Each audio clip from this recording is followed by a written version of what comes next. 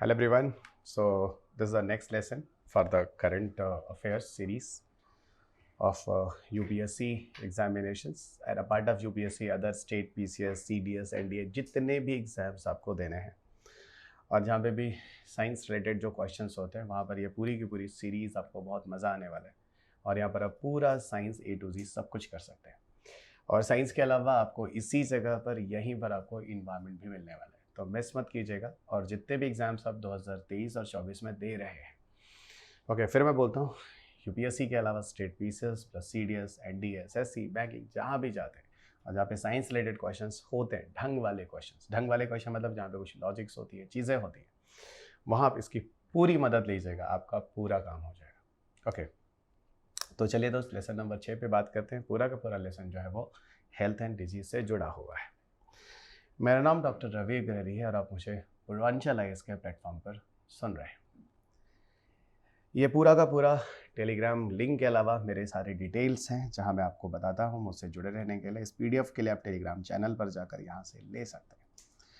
Facebook page पर भी मैं आपको मिल जाऊंगा, इंस्टाग्राम पे भी मेरे प्रोफाइल्स हैं आपके साथ, यूट्यूब पर आप मेरे वीडियोज़ को जो सुन रहे हैं वो आप यहाँ पर जान ही रहे हैं कि आप कहाँ पर मुझे सुन रहे हैं और कहाँ पर आप आगे भविष्य में भी मुझसे सुनते रहेंगे। Doctor Ravi grade classes oblique Purvanchal IAS मेरी ऑनलाइन क्लासेस अगर आप लेना चाहते हैं या सुनना चाहते हैं, आपको लगता है कि विषय को सीखना ज़रूरी है, ठीक है, करंट अफेयर्स के साथ विषय को सीखना भी ज़रूरी है, ठीक है, ओके, और सिर्फ करंट अफेयर्स ही यूपीएससी की डिमांड नहीं है, तो आप मुझे पूर्वांचल एस एप्लीकेशन पे भी सुन सकते हैं।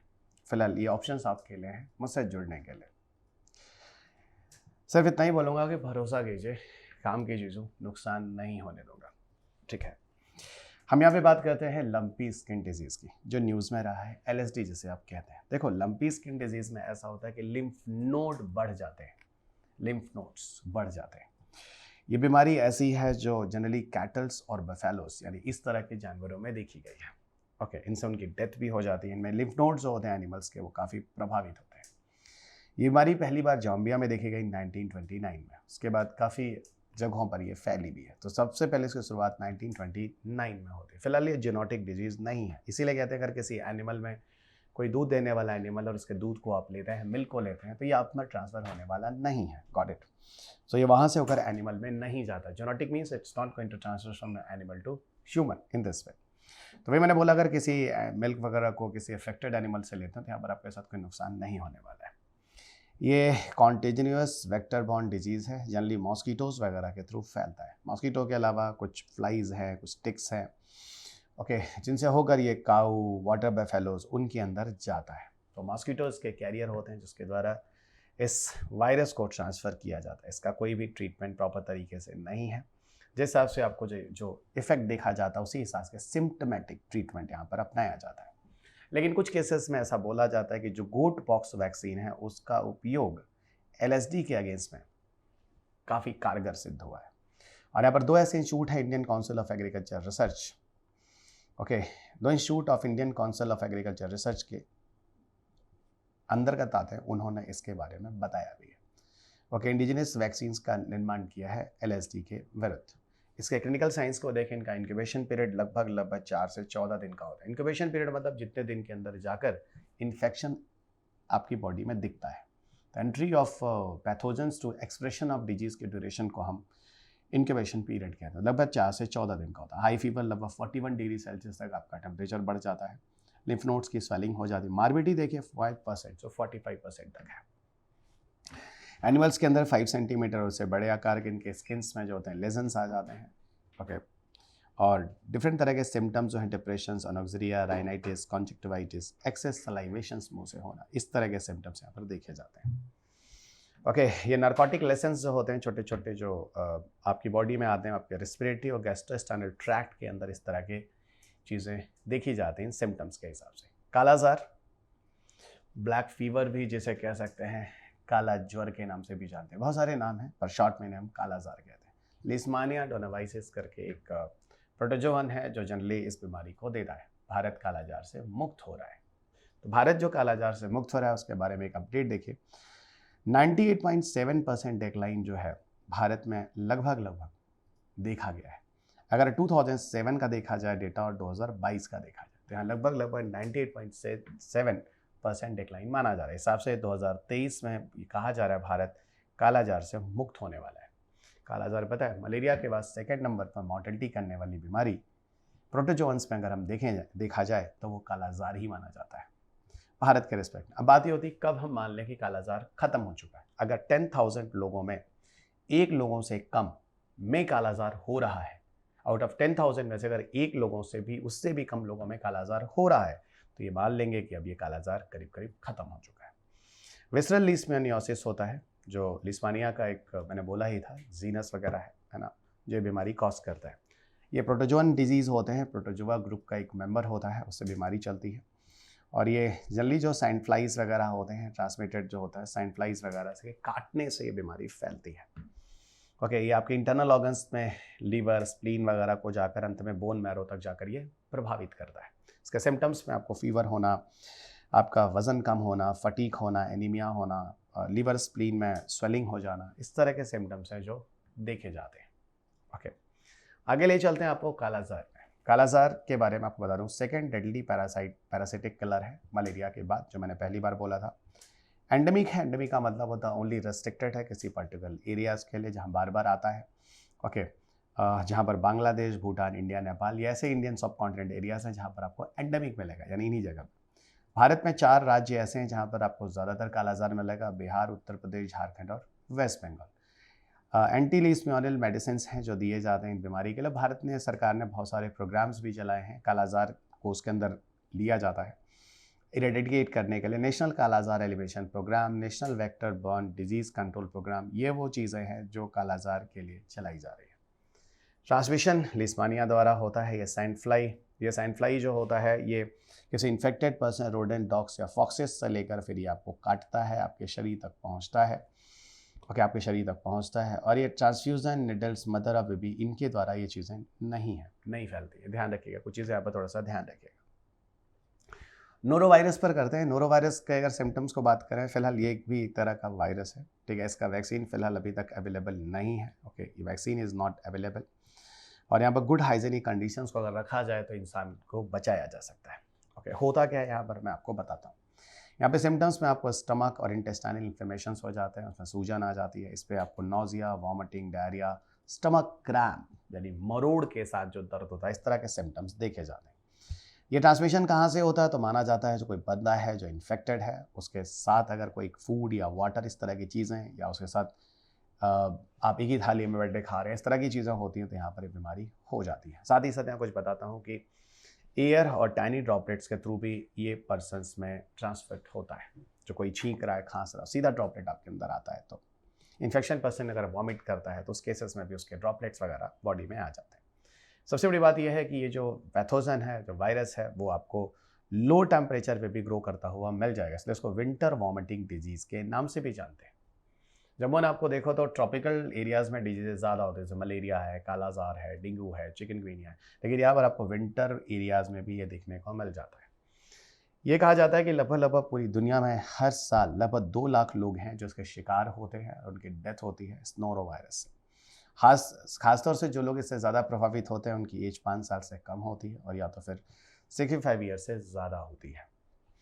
अगली बीमारी जिसके ऊपर बात करते हैं मंकी पॉक्स के बारे में, क्योंकि सबसे पहले इसकी जानकारी वहीं पर मिली थी और एकदम चिकन पॉक्स की तरह ही सिम्टम्स देखे जाते हैं। WHO ने मंकी पॉक्स का एक नया नाम दिया है, और क्या नाम दिया है उसको एम पॉक्स के नाम से जानते हैं। इसी एम पॉक्स के नाम की वजह से मंकी पॉक्स फिर आपके करंट अफेयर्स के लिए लेकर आया हूँ। तो मंकी पॉक्स में ऐसा कहा जाता है लगभग अगर देखा जाए तो 80,000 लोग इससे इन्फेक्टेड होते हैं। Okay, it's a major outbreak of the viral disease outside Africa. Okay, जो पिछले साल मतलब गर्मी में है ना, ऐसी चीज़ें बोली गई। यहाँ पर जनरली ये बीमारी जो है जो स्प्रेड होती हैं वो अमेरिका में, US, यूरोप, ये सारी जगहों पे देखी गई हैं, और ये मैन से मैन में ट्रांसफ़र होती हैं through the help of sex. अगर किसी मैन को ये बीमारी है तो वहाँ से फिर थ्रू अक्रॉस द सेक्स दूसरे मैन को भी ये ट्रांसफ़र हो जाता है। मैन या मैन टू मैन, यानी मैन वीमेन, जो भी इस तरह की चीज़ें हैं। मंकी पॉक्स 1970 में सबसे पहले इस वायरस को मंकी पॉक्स के नाम से बोला गया, और बीमारी को, क्योंकि सबसे पहले इसको जो मंकीज़ वगैरह 1958 में देखे गए थे उन्हीं में इस बीमारी को, जो पकड़े गए थे उन्हीं में इस बीमारी को देखा गया, तभी से नाम मंकी पॉक्स के नाम में आता है। और ये सिम्टम्स जो होते हैं, ठीक है, तो ये ध्यान रखिएगा, ये जूनोटिक डिजीज़ हम बोल सकते हैं क्योंकि एनिमल से होकर ये आपके अंदर ट्रांसफ़र होता है। WHO ने साफ साफ बोला है इसका नया नाम जो है वो यही चलेगा, जिसको हम एमपॉक्स के नाम से हम इसे जानते हैं। बाकी इसमें कुछ ऐसा है नहीं बताने के लिए। रेयर वायरल इन्फेक्शन है जो स्मॉल पॉक्स की तरह होता है, चिकन पॉक्स नहीं, सॉरी मैंने गलती से निकल गया था, वो स्मॉल पॉक्स है। जूनोसिस है यानी एनिमल से ह्यूमन में ट्रांसफ़र होता है, और ह्यूमन टू ह्यूमन ट्रांसफ़र जो होता है वो लिमिटेड होता है, लेकिन एनिमल्स टू ह्यूमन इसका ट्रांसमिशन ज़्यादा देखा गया है। ठीक है, this is it. Monkey pox spread mainly through the sexual transmission and the close contact. ठीक है, क्लोज कॉन्टैक्ट में जैसे कोई बहुत ज़्यादा करीब होकर अगर कोई ड्रॉपलेट्स आपके शरीर में आता है तो ऐसे केस में ही ये चीज़ें होती हैं जो कि ट्रांसफ़र होती हैं। फाइन, यहाँ पर कुछ पिक्चर्स के थ्रू आपको समझाने की कोशिश की गई। एक तरफ मैंने यहाँ सिम्टम्स लिया है, दूसरी तरफ मंकी पॉक्स को लिया है। दिखाया गया है how primarily animals typically rodents वगैरह होते हैं, जो मान लो कोई चीज़ है, कोई बाइट्स, कोई स्क्रैचेस इन एनिमल्स के, या फिर कंजम्पशन ऑफ बश मीट्स आप कर रहे हैं, तो यहाँ पर ये वायरसेस वगैरह डीनेचर्ड नहीं होते हैं, उसके थ्रू वो कंटामिनेशन के थ्रू आ सकते हैं, या इन चीज़ों से चोट लग जाने से इनके पैथोजन भी शरीर में आ जाते हैं, पहली चीज़। वहीं दूसरी तरफ ह्यूमन टू ह्यूमन ट्रांसमिशन भी पॉसिबल है, लेकिन वो लिमिटेड है। यहाँ पर बहुत ज़्यादा क्लोज होने पर ही ड्रॉपलेट्स वगैरह से इस तरह की बीमारियाँ होती हैं। सिम्टम्स में आप बहुत सारी चीज़ें हैं, हेडेक देख सकते हैं, फीवर देख सकते हैं, लिम्फ नोड्स यहाँ पे भी स्वेलिंग होती है, चिल्स होता है, एग्जॉस्टन होता है, बैक होता है, बैक पेन, रैशेस होते हैं, ठीक है, मसल एचेस होते हैं। Illness last for 2 to 3 weeks. ठीक है, तो करीब 2 से 3 महीने लग जाते हैं आपको पूरे ट्रीटमेंट्स होते होते। स्टिफ पर्सन सिंड्रोम्स, ये भी एक चीज़ है जहाँ पर बैक वगैरह आपकी जकड़ जाती है, ये भी एक बीमारी है जो काफ़ी ज़्यादा देखा गया है। स्टिफ पर्सन सिंड्रोम्स एक rare auto immune neurological disease है। एक ऑटो इम्यून न्यूरोलॉजिकल यानी नर्वस सिस्टम से जुड़ी बीमारी है। ये आपके सेंट्रल नर्वस सिस्टम को प्रभावित करती है, जिससे आपकी बॉडी जो होती है वो काफ़ी रिजिड हो जाती है, कड़ी हो जाती है, और पेनफुल मसल्स, मानी बढ़िया वाला दर्द के साथ मसल्स पेन आपको होता है, शरीर जकड़ जाता है। ठीक है, यहाँ पर कहते हैं कि इम्यून सिस्टम के वीक हो जाने से इस तरह की बीमारी है जो अमूमन देखी गई, और ये ज़्यादातर अगर आप देखोगे तो जो 30 to 60 ईयर्स के एज ग्रुप वाले लोग हैं उन्हीं को ज़्यादा होता है, और इसका प्रॉपर कोई क्योर नहीं है। जिस हिसाब से सिम्टम आता है उस हिसाब से उसके पेन मैनेजमेंट किए जाते हैं, यानी लक्षण के हिसाब से पेन मैनेजमेंट यहाँ पर किया जाता है। यहाँ पर कुछ पिक्चर्स हैं जिसको थ्रू समझाने की कोशिश की गई है। ठीक है, यहाँ पर स्टिफ पर्सन सिंड्रोम आप देख सकते हैं। फिलहाल आगे बढ़ते हैं। ठीक है, ये चीज़ें मैंने आपको पीछे बताई दी है। अगला आपको बताते हैं एन्यूरिज्म। एन्यूरिज्म क्या होता है? देखिए, ये बड़ा खतरनाक है, और किसी ऐसे फुटबॉलर के बारे में बता रहा हूँ, जिस एक अमेरिकन फुटबॉल राइटर है, फुटबॉल राइटर है, ग्रांट वायल। उनकी डेथ होती है इस बीमारी की वजह से, एन्यूरिज्म की वजह से। एन्यूरिज्म है क्या? होता क्या है कि आपको ब्लड वेसल्स होते हैं ना, वो काफ़ी कमज़ोर हो जाते हैं, वो स्वेलिंग होते चले जाते हैं, और धीरे धीरे उनकी वाल फट जाती हैं। इस तरह की चीज़ें होती हैं, देखी जाती हैं। ओके, जिसकी वजह से क्या होता है कि धीरे धीरे आपकी जो, अब ये चीज़ एक दिन में आपके शरीर में नहीं बनती, धीरे धीरे इसमें टाइम लगता है। कैसे होती है चीज़ें, क्या होती हैं, वो मैं आपको लिए चलता हूँ। लेकिन एक बात बताऊँ, जो ज़्यादातर ये चीज़ आपको देखा जाए तो आपके आर्टरी में मिलता है, वेन्स में नहीं मिलता, यानी धमनियों में होती है चीज़, ये सिराओं में नहीं होती है। ठीक है, और आपको पता है जो धमनी होती है वो हमारे बॉडी में जो ब्लड्स होते हैं, प्योर ब्लड्स होते हैं, वो पूरी बॉडी में लेकर जाते हैं। ठीक है, तो उन्हीं धमनियों में अगर बहुत ज़्यादा लागर वेसल्स, अगर ब्लड वेसल्स यानी धमनी काफ़ी बड़ी हो जाएगी, तो एक ही जगह पर अगर ब्लड होने लगेगा हर ही जगह पर, तो पूरी बॉडी में नहीं पहुंचेगा। तो उस तरह की कुछ दिक्कतें हैं जो देखी गई हैं, जिसको हम एनोरिज्म के नाम से जानते हैं। फुटबॉल जो राइटर है ग्रैंट वेहल, उनकी जो डेथ हुई है वो इसी वजह से हुई है। तो एनोरिज्म करके एक टॉपिक बनता है। अब एनोरिज्म के पीछे कॉन्सेप्ट क्या है? ऐसा कहते हैं कि कुछ ऐसे डिजेनरेटिव डिजीजेज हैं जो आपके एओर्टिक वॉल को धीरे धीरे क्या करते हैं, इन्फेक्ट कर रहे होते हैं, तोड़ रहे होते हैं। दूसरा, कुछ जेनेटिक डिसऑर्डर हो सकता है, फैमिली में कुछ ऐसी हिस्ट्री हो सकती है जिनमें इन्फ्लेमेशन ऑफ आर्टरीज हो सकते हैं, आर्टरीज में स्वेलिंग हो जाए, वॉल पतली होती जाए, और इस तरह की बीमारियां हैं जो या तो फिर आपके आर्टरीज में प्लेक्स वगैरह के निर्माण हो जाएं, इस तरह की चीज़ें हैं। ठीक है, जो कहीं ना कहीं एनोरिज्म्स को बुलावा देते हैं। Got it. आगे ले चलते हैं इंकोवैक। इंकोवैक एक नेजल वैक्सीन है, कह सकते हैं, जो कि कोविड के लिए लाया गया है। ओके, कोविड के लिए लाया गया।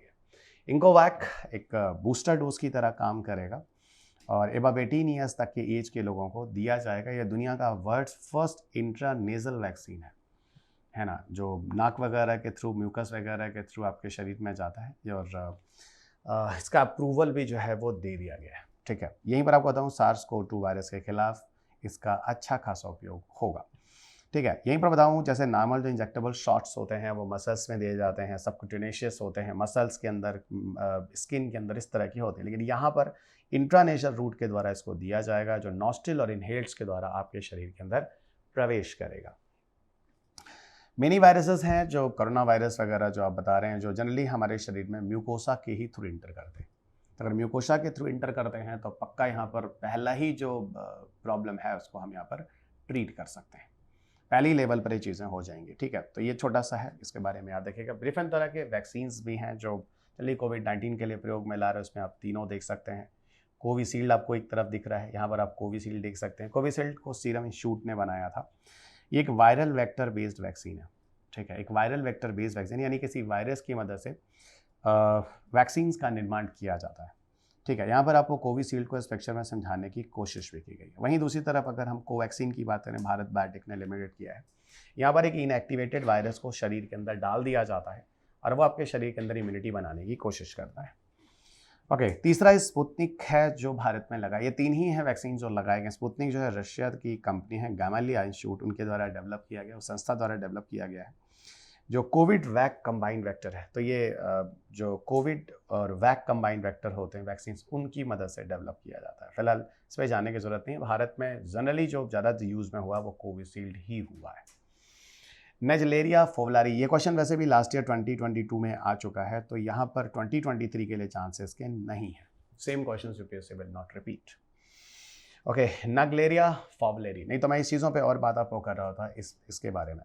नाग्लेरिया फोवलेरी, नाग्लेरिया फोवलेरी है क्या? देखो, ऐसा एक ब्रेन ईटिंग अमीबा है। ये एक ब्रेन ईटिंग अमीबा है। ये क्या करता है, आपके ब्रेन में एंटर कर जाता है, ठीक है। कैसे एंटर करता है आपकी बॉडी में होते हुए दिखाता हूँ। फिलहाल ये सिंगल सेल का ऑर्गेनिजम्स होता है और ओनली वन ऑफ इट्स की स्पीसीज़ है जिसका नाम है निकलेरिया फोवलेरी। इसकी और कोई प्रजाति नहीं है।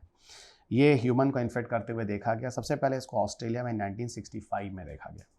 ये वार्म फ्रेश वाटर बॉडीज़ और हॉट स्प्रिंग्स, रिवर्स या लेक्स में होता है। अब ये यहाँ से आपके शरीर में कैसे आता है? इसके शरीर में आने के पीछे कारण क्या है? इन पानी के अंदर जैसे आप जाते हैं, ओके, नाक वाक के अंदर आप पानी लेते हैं और वो कंटामिनेटेड होता है तो आपकी बॉडी में चला जाता है। जैसे नहीं पानी का आ जाना अंदर या इस तरह की चीज़ें, इस तरह से मनुष्य को इन्फेक्ट करता है। सब स्विमिंग कर रहे हैं या ड्राइव कर रहे हैं, किसी तरीके से फ्रेश वाटर बॉडी या कुछ भी एंड अपनी बॉडी को ले जा रहे हैं, वो कंटामिनेटेड है, वो इन्फेक्टेड है, ठीक है। तो इस तरीके से आपके नॉस्ट्रिल वगैरह के थ्रू कंटामिनेटेड वाटर से आपकी बॉडी के अंदर प्रवेश कर जाता है। जहाँ पर वाटर वेपर और एरोसॉल ड्रॉपलेट्स के थ्रू कोई आपके ठीक बगल में अगर इस तरह की चीज़ें कर रहा तो फिर वहाँ भी आपके शरीर में आ सकता है। धीरे धीरे होता है, उसका जो होस्ट होता है वो ह्यूमन के अंदर, उसका साइड जो होता है वो ब्रेन होता है, और फिर वहाँ जाकर जो डिस्ट्रॉय करता है ब्रेन के टिश्यूज़ को, और वो काफ़ी डेंजरस होता है। और यहाँ पे जो सिम्टम्स आते हैं बीमारी को हम कहते हैं एमेबिक मेनिंजोइंसेफेलाइटिस। ओके, एमेबिक मेनिंजोइंसेफेलाइटिस का नाम दिया गया क्योंकि ब्रेन फीवर टाइप की बीमारी है यहाँ पर, जहाँ पर डेथ हो जाती है। वेस्ट नील वायरस की बात करते हैं। वेस्ट नील वायरस के बारे में अगर हम जाएं तो ये मॉस्किटो बॉर्न डिजीज़ है, मॉस्किटोज से होते हैं। इन मॉस्किटोज में से जो बीमारी कैरी की जाती है वो वायरस करता है। वो वायरस होता है उसमें single standard RNA as a nucleic acid होता है। वायरस होता है वो फ्लेवी वायरस ग्रुप में पाया जाता है। जनरली अगर आप देखो तो डेंगू वायरस भी इसी समूह में आता है। ये ऐसा वायरस है जो related to the virus that cause the Saint Louis encephalitis, Japanese encephalitis और येलो फीवर, ठीक है। तो यही फ्लेवी वायरस है, ये इसी ग्रुप का मेंबर है जिसमें ये सारे के सारे इंसेफेलाइटिस, सारी की सारी बीमारियां इन्हीं वायरस ग्रुप के समूह से होती हैं। क्यूलेक्स मॉस्किटो इसका कैरियर होता है, इसका प्रिंसिपल वेक्टर होता है। और अगर देखा जाए तो सिर्फ ह्यूमन से एनिमल्स, यहाँ पे कुछ चीज़ें देखेगा। It is transmitted by the infected mosquitoes between and among humans and animals including birds which are the reservoir host of the viruses. तो एडवर्स कंडीशन में जो वायरसेस होते हैं इन्हीं के अंदर रिजर्व होकर पड़े रहते हैं, ठीक है। ओरल रिहाइड्रेशन सॉल्यूशन, इस पर भी लेकर सरकार की तरफ से कुछ नोटिफिकेशंस आए हैं, तो इस पर भी छोटी सी बात कर लेते हैं। ओरल रिहाइड्रेशन सॉल्यूशन की बात करें तो इसके पीछे डॉक्टर दिलीप महलानविस का नाम आता है। इन्होंने सबसे पहले इसका यूज़ किया था जो बांग्लादेश लिबरेशन वार के समय में 1971 में, ठीक है, 1971 में वहाँ की जब काफ़ी हद तक जो मैसिव जनसंख्या था मर रही थी हैजा या इस तरह की चीज़ों से, तो वहाँ पर उनको ORS की चीज़ें दी गई थी। तो उसी के बाद से ये न्यूज़ में रहा। ओके, इंपॉर्टेंट मेडिकल डिस्कवरी है 20वीं शताब्दी की। फिलहाल हम आज 21वीं शताब्दी में, लेकिन 20वीं शताब्दी की इंपॉर्टेंट तकनीकी रही है। ओरल डिहाइड्रेशन एक सिंपल इफेक्टिव रेमेडी है जो डिहाइड्रेशन की प्रॉब्लम को दूर करता है। और WHO ने फिलहाल डायरियल डिजीज़ के लिए, डायरियल डिजीज़ डायरिया वगैरह, दस्त वगैरह, जैसा कॉलरा वगैरह जो मैं भी आपको बोल रहा था, उसमें जो मॉर्टेलिटी वगैरह होती है ना दुनिया में, उनके लिए सबसे कारगर सॉल्यूशन बताया है WHO के हिसाब से। ORS के अंदर होता क्या है, ध्यान रखेंगे, इसके अंदर पानी होता है, ग्लूकोज होता है और सॉल्ट्स होता है। अब यूनियन मिनिस्ट्री के कुछ गाइडलाइंस आए हैं ORS को बनाने के लिए। यहाँ बोला गया है, फिलहाल तो आप सीधा का सीधा इसके पोर्टल साइट्स पे, इंडियन हेल्थ पोर्टल साइट पे इसके बारे में गाइडलाइंस दिए गए हैं। ORS packet should be mix with the correct amount of water in the clean container. जो गाइडलाइंस है उसके बारे में बता रहा हूँ। यहाँ पर यह है कि little water could make the diarrhoea worse, the government cautious. अब यहाँ पर ध्यान देना, ORS must have to be added only water, not to milk, soup, water, juice, drinks, इन सब में नहीं मिलाना और अलग से शुगर भी उसमें नहीं मिलाना है। ये कुछ कंडीशंस है, जो गाइडलाइंस हैं जो आपको दिए गए, इनको थोड़ा सा ध्यान रखिएगा। और कोई भी अगर आप ORS का घोल बनाते हैं तो you will not keep them for more than 24 hours. ध्यान रखिएगा इनमें से कौन कौन से जो गाइडलाइंस हैं इंडियन हेल्थ पोर्टल साइट्स पे दिए गए हैं, या हेल्थ मिनिस्ट्री ने जो गाइडलाइंस ORS के लिए दिए हैं, वो देख लीजिएगा। क्योंकि अगर आप 24 आवर्स से ज़्यादा उसको रखते हैं तो that will be totally contaminated by bacteria. ठीक है, बैक्टीरिया उसको खराब कर सकता है। ब्रेन फॉग की बात करते हैं। ब्रेन फॉग एक समस्या है जो कोविड के बाद देखने को आई है। कोविड के बाद एक ऐसी चीज़ है जो देखने में आई है, जहाँ पर जीन की जो एक्टिविटीज़ है, जो जीन की एक्टिविटीज़ है मस्तिष्क में, उसमें बदलाव देखा गया है। उसमें कुछ ना कुछ ऐसी चीज़ें देखी गई हैं जो बहुत ज़्यादा डरावनी हैं, सोचने की है। ज़्यादातर ये ब्रेन फॉग ओल्ड एज के लोगों को होता है। इनमें जल्दी आपको सोने की दिक्कत होती है, स्ट्रेस है ना, ये सारी चीज़ें आती हैं। और एक उन लोगों में भी इस तरह की चीज़ें देखी जाती हैं जो ज़्यादातर कंप्यूटर के सामने भी बैठते हैं। यहाँ पर कारण क्या है? ऐसा बोलते हैं कि इस बीमारी में जो जीन्स होते हैं वो इन्फ्लेमेशंस और स्ट्रेस से जुड़े होते हैं। ये काफ़ी इफेक्टिव हो जाते हैं जब बहुत ज़्यादा इन्फ्लेमेशंस वगैरह जब ब्रेन का होता है। ऐसी चीज़ें तब होती हैं जहाँ स्ट्रेस की कंडीशन में होते हैं। और साथ साथ ये केस तब भी देखा गया जब आप कोविड-19 की बीमारी के बाद बाद जब इस तरह की चीज़ें देखी गई, तो वहाँ कहा गया कि बीमारी कहीं ना कहीं हमारे जीन से लिंक होती है और हमारे ब्रेन सेल्स को ले जाकर वहाँ पर उनको लेस एक्टिव कर देती हैं। और लेस एक्टिव कर देने से आपको कन्फ्यूजन्स, डिस्ट्रैक्शंस, इस तरह की से बेचैनी, टेंशन, इरिटेशंस, इस तरह की चीज़ें आती हैं जो एक जीन से इफेक्टिव है। इसी को हम ब्रेन फॉग का नाम देते हैं। तो हाल ही के दिन में ब्रेन फॉग न्यूज़ में रहा, वो क्या है, तो ये चीज़ें देख सकते हैं आप। तो बहुत ज़्यादा computers we I will not tell you कि people access them. Curcumin compound, curcuma longa एक पौधा है जिसका नाम है, हिंदी में उसे हम हल्दी कहते हैं। कुरकुमा लौंगा, उस हल्दी को, टर्मरिक का वैज्ञानिक नाम होता है। उसके अंदर एक केमिकल पाया जैसे हम कहते हैं कुरकुमिन। कुरकुमिन को लेकर कुछ चीज़ें हैं जो मैं आपको बता रहा हूँ। TDU बेंगलुरु है ना, क्या है TDU? Transdisciplinary university health science and technology. इसने कुछ चीज़ें बताई। इन्होंने, इनके जो रिसर्चर्स हैं, जो वैज्ञानिक हैं, उन्होंने कुछ शोध किया। उन्हें बताया कि इसके अंदर कुरकुमिन नामक एक इम्यूनिटी बूस्टिंग चीज़ होती है, यानी कंपाउंड होता है, ठीक है, जिसको हम मास्टाइटिस के अगेंस्ट में यूज़ कर सकते हैं, एक अच्छा खासा ट्रीटमेंट। अब मास्टाइटिस क्या है? एक प्रॉब्लम है, एक डिजीज़ है, जिसको मैं आपको लिए चलता हूँ। फिलहाल कुरकुमिन ये जो होता है, येलो कलर का एक पिगमेंट भी होता है जो टर्मरिक में पाया जाता है। और आपको बताऊँ तो ये एंटी इन्फ्लेमेशन की तरह काम करता है। कहीं स्वेलिंग हो जाती है, इवन गाँव में भी हम लोगों ने बचपन से देखा है, जब कभी चोट लग जाती है तो ट्रेडिशनल अगर देखा जाए तो लोग क्या करते हैं, हल्दी ही उठाकर आपको उस चोट पर लगा देते हैं। हल्दी प्याज वगैरह गांव में आज भी ये चीज़ें करते हैं, फिलहाल शहरों में भी करते हैं।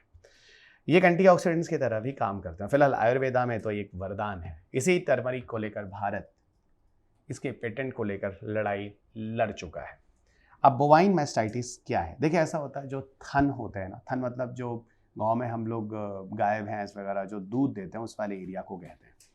वहाँ पर होता क्या है, एक फिजिकल ट्रॉमा या एंजरी टाइप की चीज़ें देखी गई हैं अडर टिश्यूज़ में। अडर टिश्यूज़ मतलब थन वाले ऊतकों में। यहाँ पर होता क्या है कि फिजिकल ट्रॉमा, दर्द होता है। यहाँ पर कुछ बहुत सारे माइक्रोनिज़म्स होते हैं। ये माइक्रोनिज़म्स वायरस हो सकते हैं, माइकोप्लाज्मा हो सकते हैं, फंगस हो सकते हैं, बैक्टीरिया हो सकते हैं, जो उन एरियाज़ को इन्फेक्ट करते हैं। इनकी वजह से उनमें इन्फ्लेमेशन हो जाता है, उनको काफ़ी दर्द होता है। इसके अलावा उनमें जो मिल्क वगैरह का फॉर्मेशन होता है काफ़ी कम हो जाता है या रुक जाता है जानवरों में। और यहाँ तक कि उनके मिल्क जो प्रोड्यूस करने वाले, जो प्रोड्यूस कंटेन्स ब्लड क्लॉट्स वगैरह, वहाँ पर हो जाता है, जहाँ से ये चीज़ें बनती हैं, मिल्क वगैरह का फॉर्मेशन होता है। और गंदे गंदे फाउल स्मेल्स भी आती हैं उन एरियाज़ में। इसका कोई वैक्सीनेशन नहीं है, लेकिन यहाँ पर एंटी इन्फ्लेमेटरी एंटीबायोटिक के रूप में हम कुरकुमिन का प्रयोग कर सकते हैं। तो यहाँ पर एक बीमारी है बोवाइन मास्टाइटिस, थोड़ा ध्यान रखिएगा। It may be a important question for your 2023 prelims examinations. आगे लिए चलते हैं सालमोनेला को लेकर। साल्मोनेला में भी कुछ होता है। टाइफाइड आपने सुना होगा, टाइफाइड विद्यार्थियों को सबसे ज़्यादा टाइफाइड होता है। और आपको बताऊं, पिछले साल का एक सर्वे रहा है कि पूरे भारत में सबसे ज़्यादा टाइफाइड होने के पीछे जो रीज़न है वो गोलगप्पे का पानी है। गोलगप्पे का पानी है, आप गूगल कर सकते हैं, आपको आंसर मिल जाएगा। तो सर अब समझ में आ गया, मतलब गोलगप्पा भी हमें उस तरह के पानी में लेना है, मतलब उस बंदे के यहाँ लेना है जो कि मतलब थोड़ा हाइजेनिक हो, पूरा हाइजेनिक हो, थोड़ा नहीं हो, ठीक है। और विद्यार्थियों को दो ही बीमारियां होती हैं, याद रखिएगा, एक तो जॉन्डिस होता है और एक टाइफाइड होता है, जो लोग घर से बाहर रहते हैं और या फिर बाहर की चीज़ें ज़्यादा खाते हैं। अब ये साल्मोनेला टाइफी के बारे में देखते हैं। ये असल में है क्या कि salmonella typhimurium, okay, multi drug resistance का केस देखा गया साल्मोनेला टाइफिन्यूरियम DT104 में, जो कि एक ऐसा इन्फेक्शन है साल्मोनेला टाइफी का जो कि ह्यूमन और कैटल दोनों को प्रभावित करता है। तो इनमें क्या देखा गया, मल्टी ड्रग रेजिस्टेंस का केस देखा गया। Okay, investigation of food contamination जैसे है कि उसको देखना चाहिए आपको, ओके, वो कंटामिनेट नहीं होना चाहिए, है ना। ह्यूमन फीसेस वगैरह जो निकल रहे हैं उनके अंदर ये बैक्टीरियाज वगैरह हो सकते हैं, ठीक है। दो मेन ग्रुप होते हैं टाइफाइड्स के, एक जिसको हम कहते हैं टाइफाइडल, दूसरा से कहते हैं नॉन टाइफाइडल। नॉन टाइफाइडल जो सीरोटाइप्स होते हैं वो जेनेटिक होते हैं, जो एनिमल से फैलते हैं, एनिमल से ह्यूमन में ट्रांसफर होते हैं, ओके, और या फिर ह्यूमन से ह्यूमन में ट्रांसफर होते हैं, ठीक है, वो होते हैं नॉन टाइफाइडल सीरोटाइप्स, ठीक है। ये ज़्यादातर आपके गैस्ट्रो इंटेस्टाइनल ट्रैक्ट को इन्फेक्ट करते हैं, लेकिन जो टाइफाइडल सीरोटाइप होता है वो ह्यूमन से ह्यूमन में ही जाता है और ख़ास तौर से फूड बॉर्न डिजीज़ के अंदर जाता है, के थ्रू जाता है, ओके।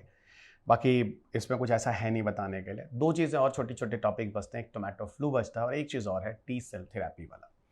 टोमेटो फ्लू जो है बिल्कुल ये एक वायरस है जिसका नाम है कॉक्साइकी वायरस A16, कॉक्साइकी वायरस A16, जो एक्चुअल में एंट्रोवायरस फैमिली में आता है, समूह में आता है, वही रिस्पॉन्सिबल है टोमेटो फ्लू देने के लिए।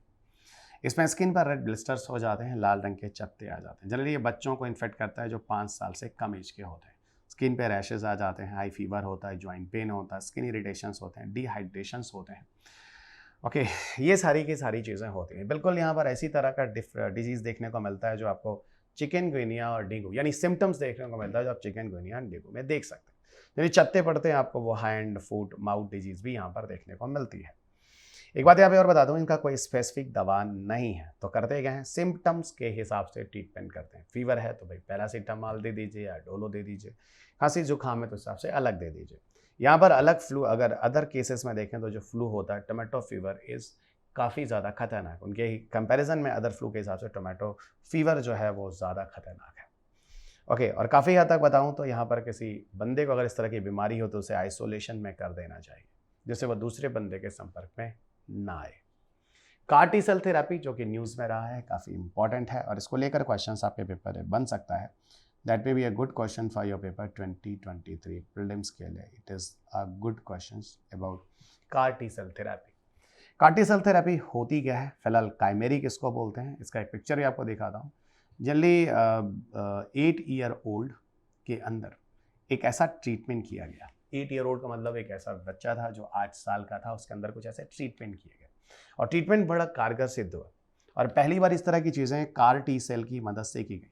ये पूरा का पूरा जो काम है IIT मुंबई और Tata memorial centre, Mumbai Tata memorial centre, वही जहाँ पर आप समझ सकते हैं कैंसर वगैरह से जुड़े हुए ट्रीटमेंट किए जाते हैं।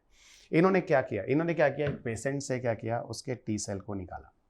एक पेशेंट से उसके टी सेल्स को निकाला। टी सेल वही होते हैं जो हमारी बॉडी में इम्यूनिटी बनाते हैं, इनको हम इम्यून सेल्स भी कह सकते हैं। उनको प्रयोगशाला में ले जाकर उनके साथ